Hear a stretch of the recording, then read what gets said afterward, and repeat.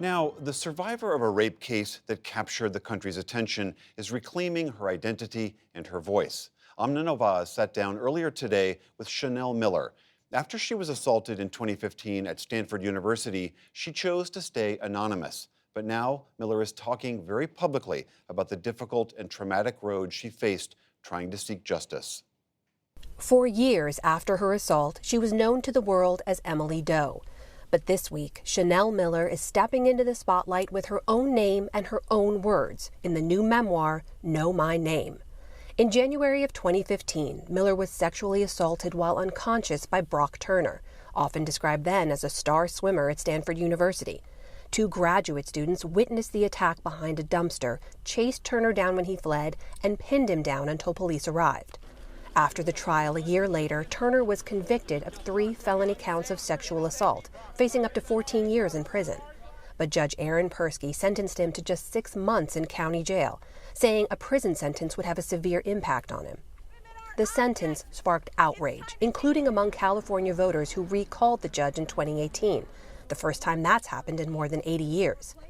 Miller's own powerful statement in court, 7,000 words plus, helped fuel that outrage and gave voice to sexual assault survivors everywhere. It was published in BuzzFeed and quickly went viral, shared by millions, even read aloud on the floor of Congress. Turner served only 3 months, and Miller stayed quiet for years. But with her new book, Chanel Miller is now sharing her story with the world. We met in New York earlier today. Chanel, thank you so much for being here today. Thank you for having me, Amna. I want to ask you about the story you lay out in the book. And I want to begin in the early morning hours of the 18th of January in 2015, when you wake up in an unfamiliar place and you have no memory of the night before, and a deputy turns to you and says you're in the hospital and there's reason to believe you've been sexually assaulted. What goes through your mind at that moment? I was in complete denial. I think you can't accept immediately that the entire trajectory of your life has just changed. You want to believe that you can return to your ordinary life, that you were on some sort of track and that you will not immediately be derailed. So that's what I wanted to believe. And at the time, we should clarify, you had no idea that the night before, as you said, when you went to a party with your sister, you'd passed out, you had been assaulted.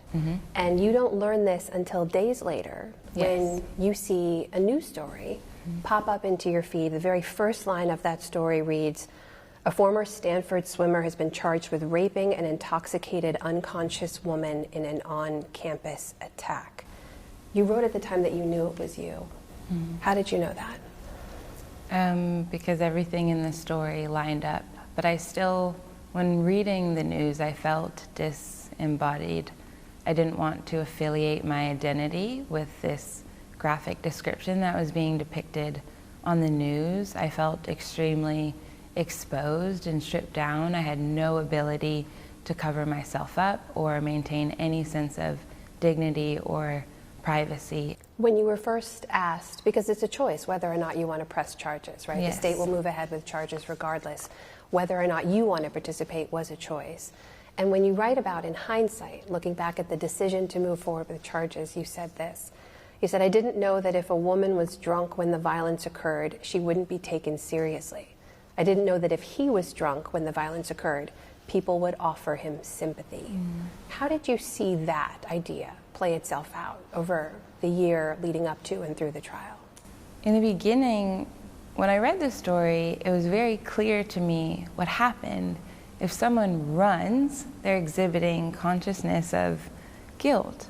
They don't want to be caught, but he was. And so I thought, all right, he was caught. He's going to come back with his head hung low and apologize for what he has done. And instead, he lawyered up and came after me. I never thought it would go this far. I never thought we would go to trial.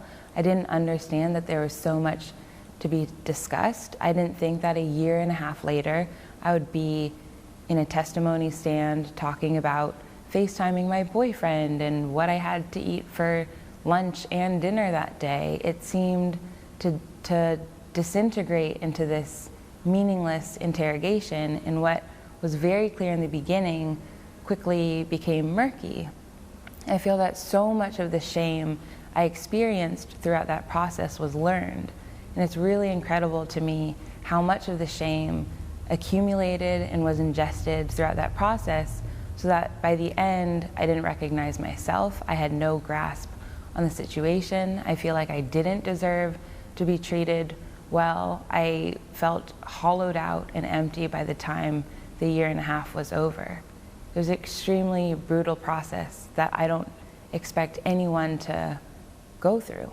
When the sentence came down, again, there was just a flurry of attention because of how lenient it was.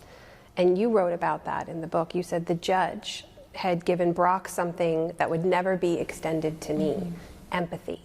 My pain was never more valuable than his potential. What did you mean by that?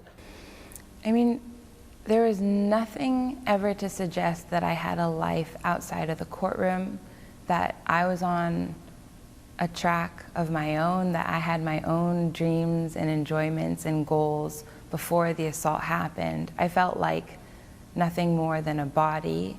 I was spoken about in a very just physical way, but I didn't feel human.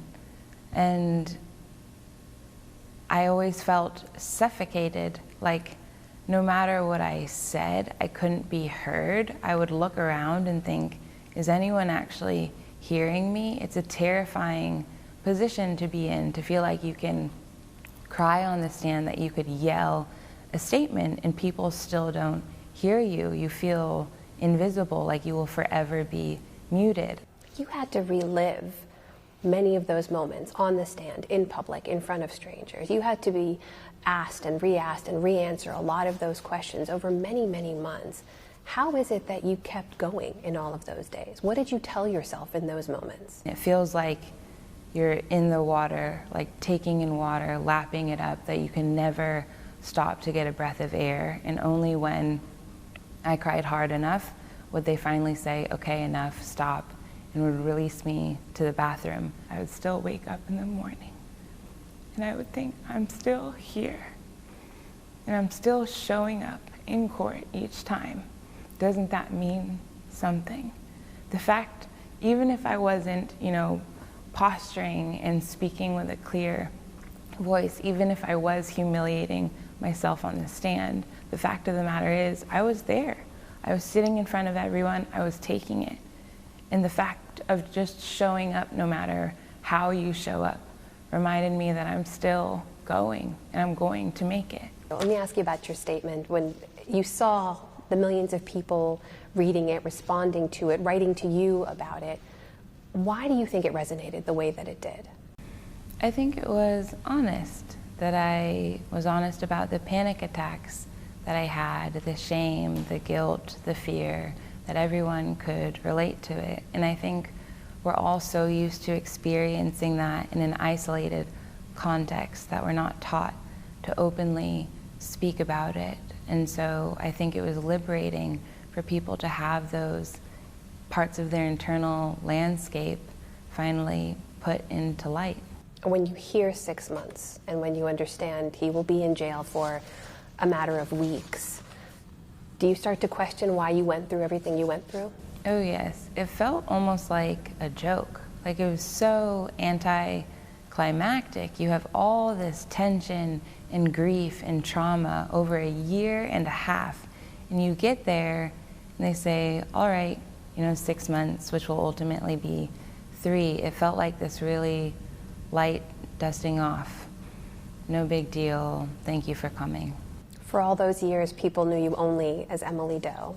What's it like to see your name, Chanel Miller, in big, bold letters on the cover of a book?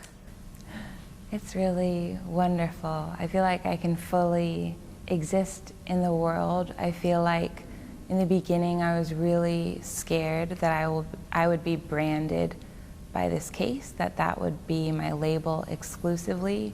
So the fact that I'm able to emerge as a writer with this tangible object to anchor me is really wonderful, and I feel very proud of that.